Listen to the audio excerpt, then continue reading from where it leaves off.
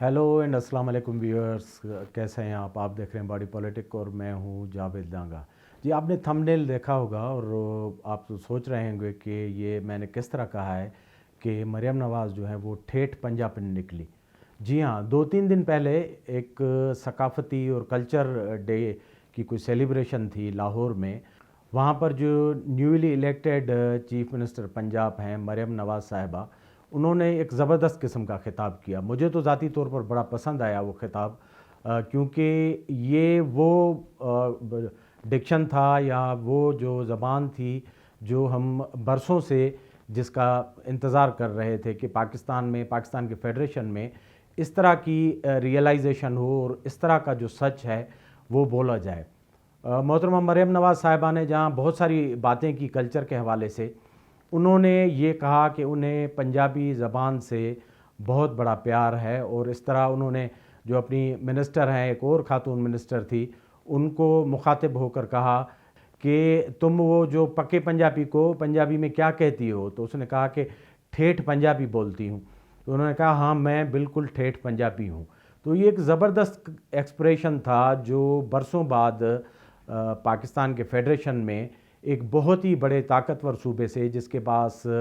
सियासी ताकत है, मुआशी ताकत है, अस्करी ताकत है, और ये इम्प्रेशन है कि फ़ेडरेशन में जो ज़्यादातर फ़ैसले और डिसीजन मेकिंग होती है वो पंजाब से होती है। तो वहाँ से एक ये पावरफुल एक्सप्रेशन था जिसमें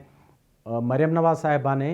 इस रियलाइजेशन का और हकीकत का इजहार किया कि वो पाकिस्तानी होने के साथ साथ पक्की और ठेठ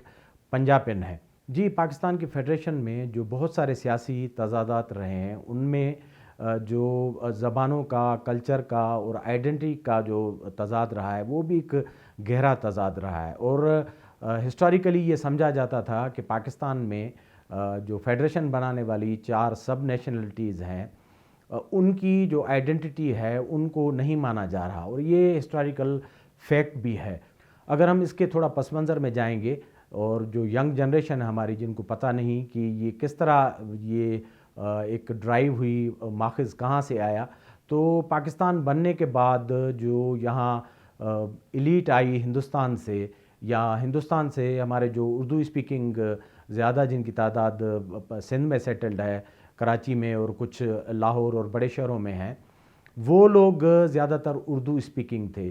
तो हिंदुस्तान को छोड़कर वो ऐसे एक नए मुल्क में आए थे जहां ऑलरेडी 4 जो कौमें हैं, मेजर नेशंस, और उसके अलावा छोटी जो सब नेशनलिटीज़ थी, वो अपनी अपनी तारीख़ी ज़मीनों पर अपनी तारीख़ के साथ वहाँ मौजूद थे। क्योंकि नया मुल्क बना था, उनको आइडियालॉग की ज़रूरत थी।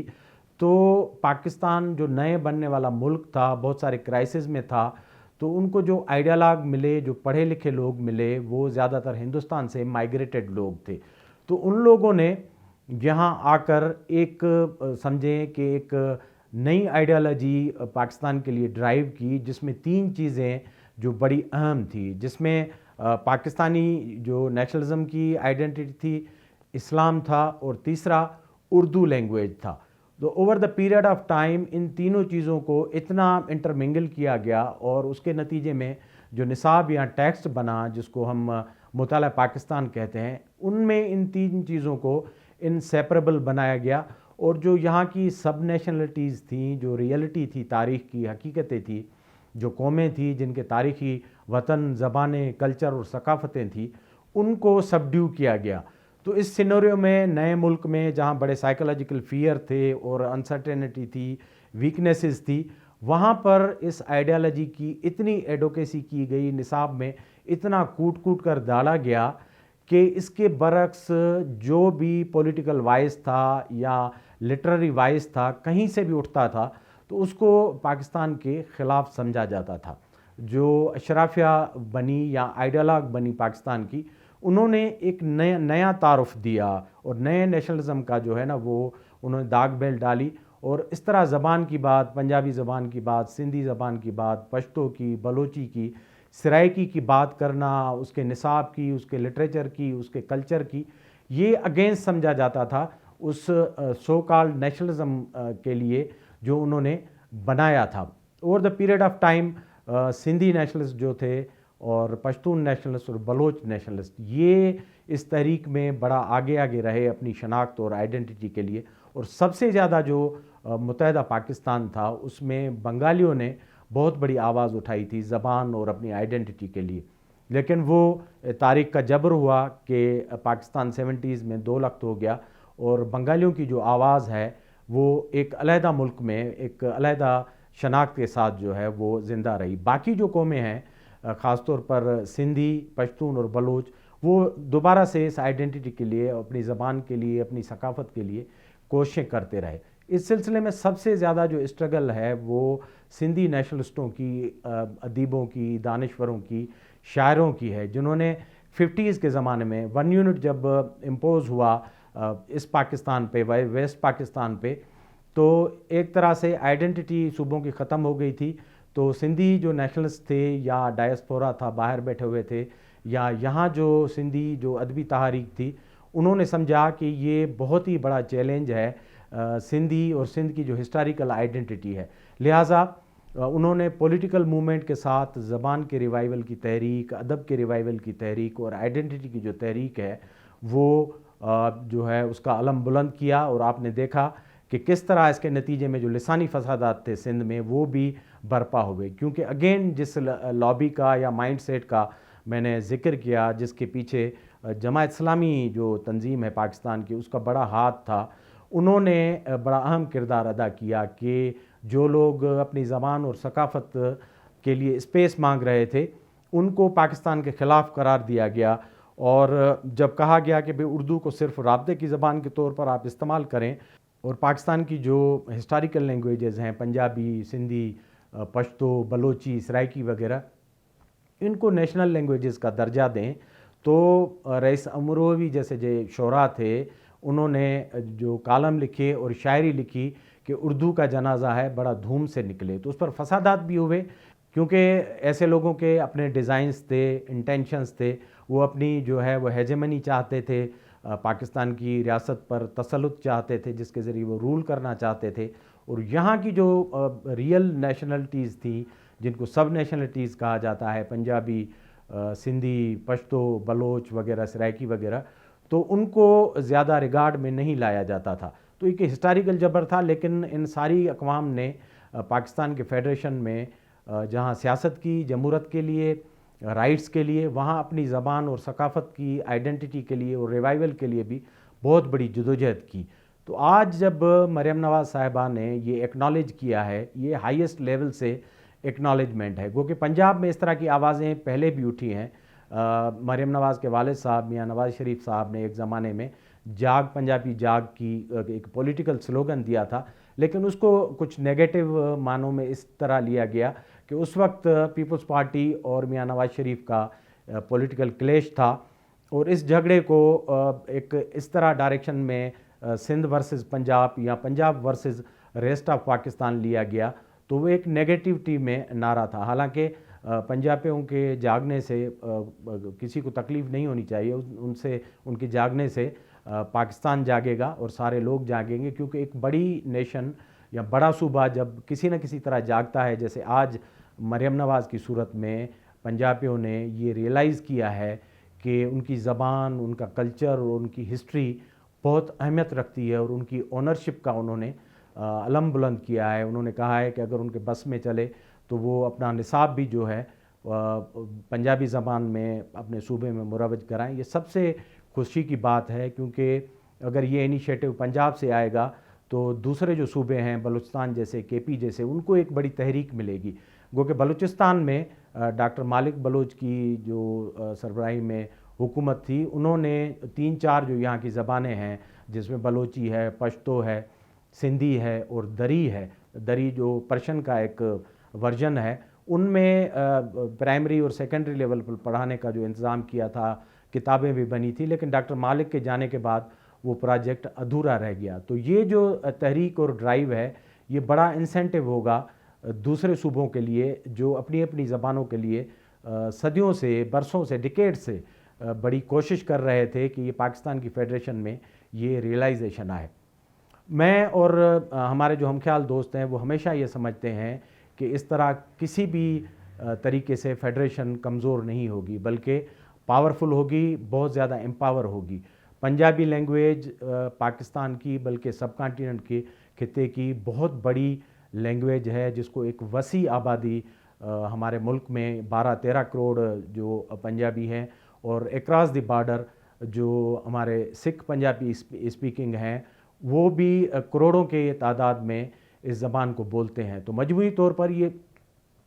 30-35 کروڑ لوگوں کی زبان ہے، اور اس طرح انٹرنیشنلی جو ڈائسپورا ہے پنجابی وہ وہاں رہتی ہے۔